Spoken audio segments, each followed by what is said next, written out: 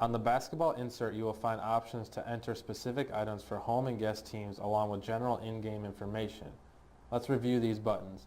Under home and guest, there is the ability to add points, fouls, timeouts, bonus, possession, and substitutions.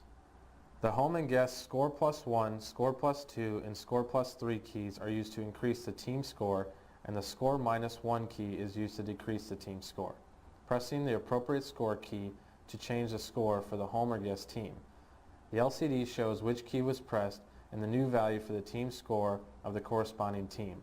If the program is configured to update the player points, this prompt displays asking for a player number. Enter the jersey number of the player who scored the points and press enter. If the player is not in the roster, this prompt asks if the player should be added. Press yes to add the player to the roster and credit the points to that player. Press no to decline the entry of the player number. The player's jersey number and number of points displayed if the player was found in the game are correctly added to the roster.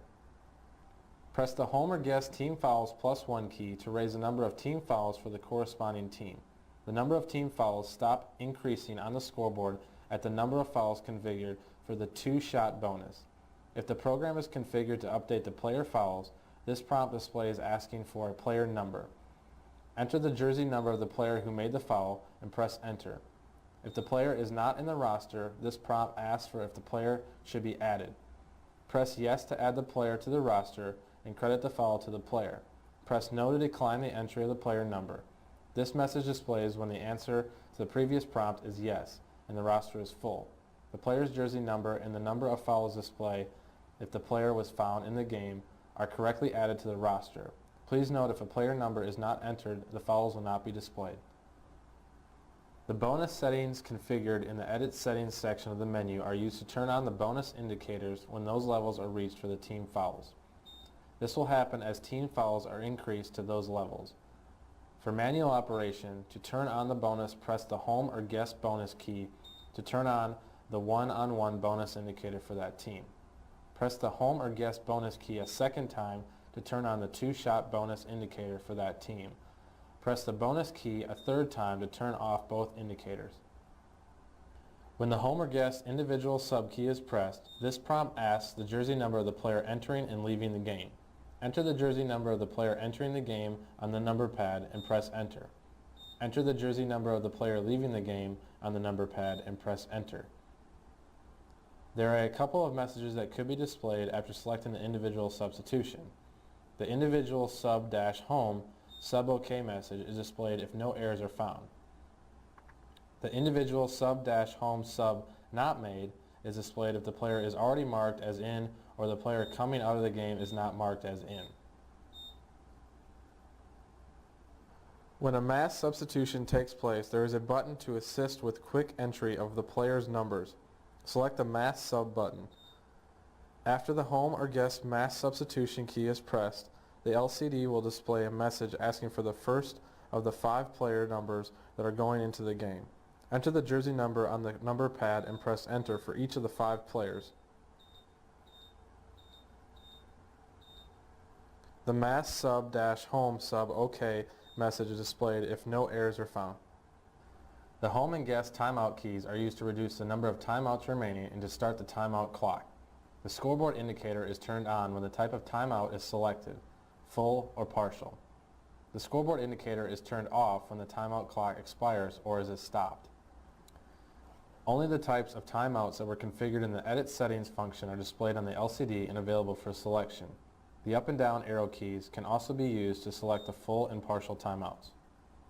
Press Timeout to display the number of full timeouts remaining. To accept the full timeout and to start the timeout clock, press Yes.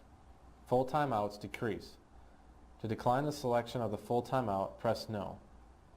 Full timeout does not decrease. To exit the timeout clock, press Timeout again. This will turn the timeout off. Press Timeout a second time to display the number of partial timeouts remaining. To accept the partial timeout and to start the timeout clock, press Yes. Partial timeout decreases. To decline the selection of the partial timeout, press No. Partial timeout does not decrease. Timeouts-home or guess no timeouts is the message that will appear when there are no full or partial timeouts left. The standard in-game details for recalling the shot time, setting the shot time, timeout on and off, in-game, out of game, delete player, blank player foul, clear team fouls, and period +1 can be found in the middle of the insert between home and guest options. Press recall shot time to recall the shot time that was remaining before the last shot clock reset was pressed. To accept the recall, press yes. To decline the recall, press no. Timeout on and off stops and starts the timeout clock.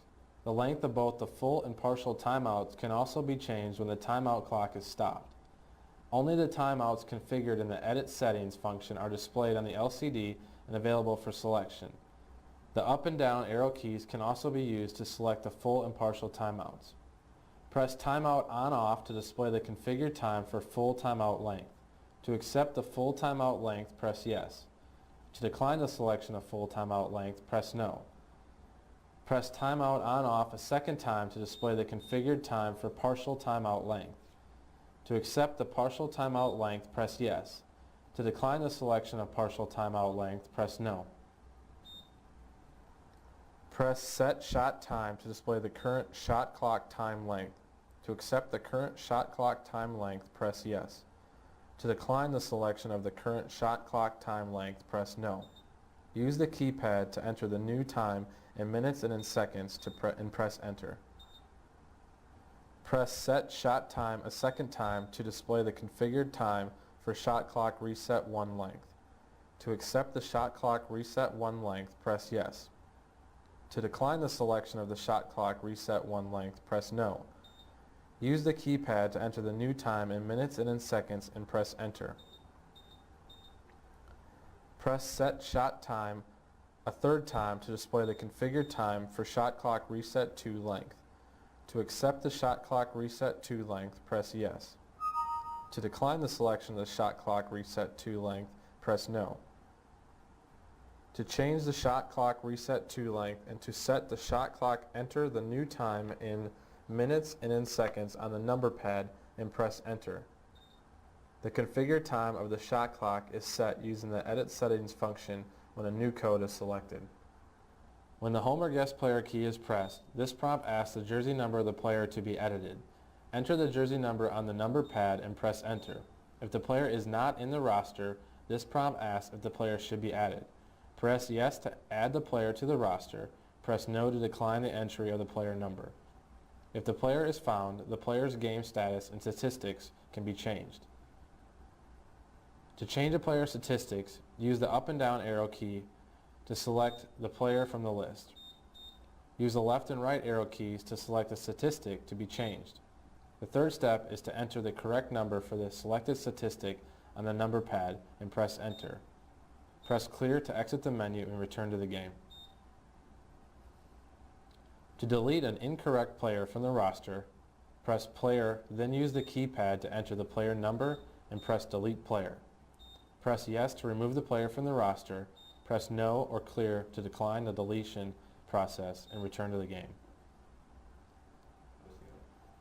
The blank player foul button will blank the digits on the player foul field on the scoreboard. Press period +1 to change the period number.